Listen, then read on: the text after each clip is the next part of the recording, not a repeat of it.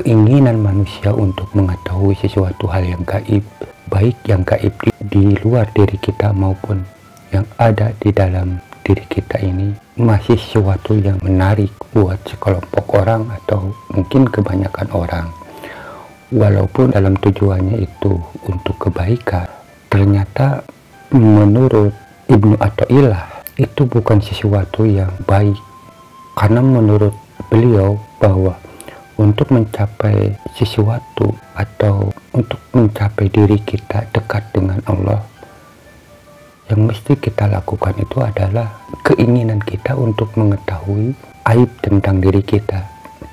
Jadi menurut Ibnu Athaillah, kita itu harus ingin tahu aib-aib diri kita, bukan tentang gaib-gaibnya.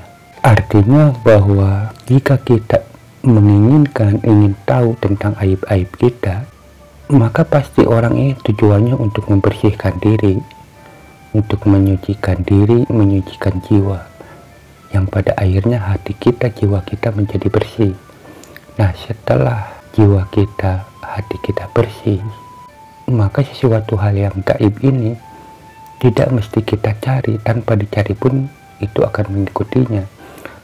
Karena menurut Ibnu Athaillah, sesuatu yang memang kita anggap baik itu, maka yang harus kita utamakan adalah tempatnya. Tempatnya lah harus bersih, harus suci. Karena jikalau tempat ini kotor, jiwa ini kotor, sekalipun kita mengambil sesuatu yang baik, yang suci, di saat yang suci itu dimasukkan ke tempat yang kotor, maka hal yang suci itu menjadi kotor juga, ikut kotor juga karena tempatnya kotor. Nah, jadi agar sesuatu yang kita inginkan, yang dianggap kita itu baik, agar keadaannya tetap baik, maka kuncinya adalah membersihkan jiwa kita, hati kita, yang dimana jiwa ini atau hati ini sebagai tempatnya. Tetapi kebanyakan manusia menginginkan atau tertarik ingin mempelajari tasawuf lebih cenderung kepada sesuatu hal yang gaib-gaibnya. Mereka tidak berpikir atau tidak mengetahui penekanan dalam ajaran tasawuf itu harus mengutamakan kebersihan hati, karena hati ini adalah sebagai tempatnya. Jadi kesimpulannya bahwa jika setiap orang yang menginginkan atau melakukan ajaran-ajaran tasawuf ini dengan tujuan menginginkan sesuatu hal gaib-gaibnya saja atau karomah-karomahnya saja, tanpa memperhatikan hati, jiwa sebagai tempat, maka dipastikan hasilnya akan menjadi kotor atau keliru atau sesat.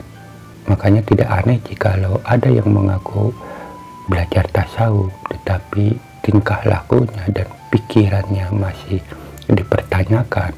Ini kemungkinan sejak awal mereka ini hanya ingin mengetahui sesuatu hal yang mereka inginkan tanpa mempersiapkan wadahnya terlebih dahulu, sehingga sesuatu yang dia dapatkan, sekalipun itu didapatinya, jikalau tempatnya itu kotor, maka hasilnya akan ikut kotor juga.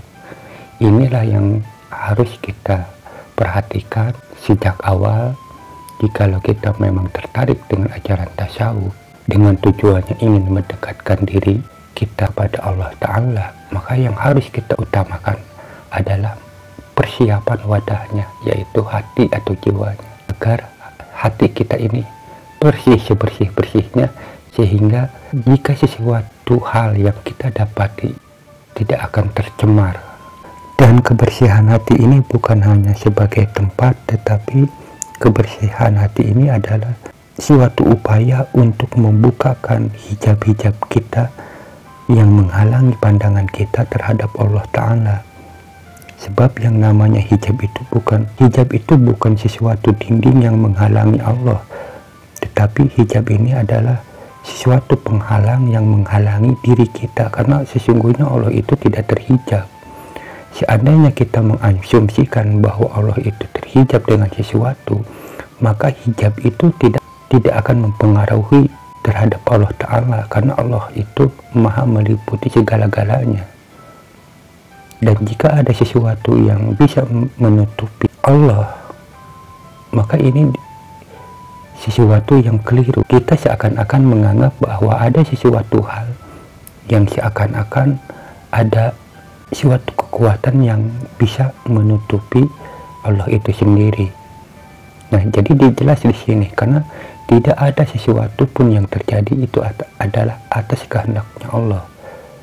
Nah, dan tidak mungkin sesuatu itu Allah menginginkan sesuatu hal itu untuk menutupi dirinya.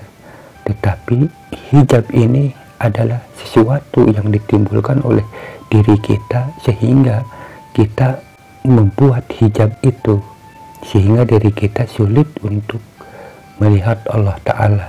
Maka dengan cara penyucian hati, membersihkan hati, itu bukan hanya membersihkan wadah untuk menampung segala pengetahuan, tetapi juga mengkikis atau menghilangkan hijab yang menghalangi diri kita kepada Allah Ta'ala. Jadi salah satu cara jika kita ingin dekat sama Allah, maka kita harus mau melihat aib-aib diri kita.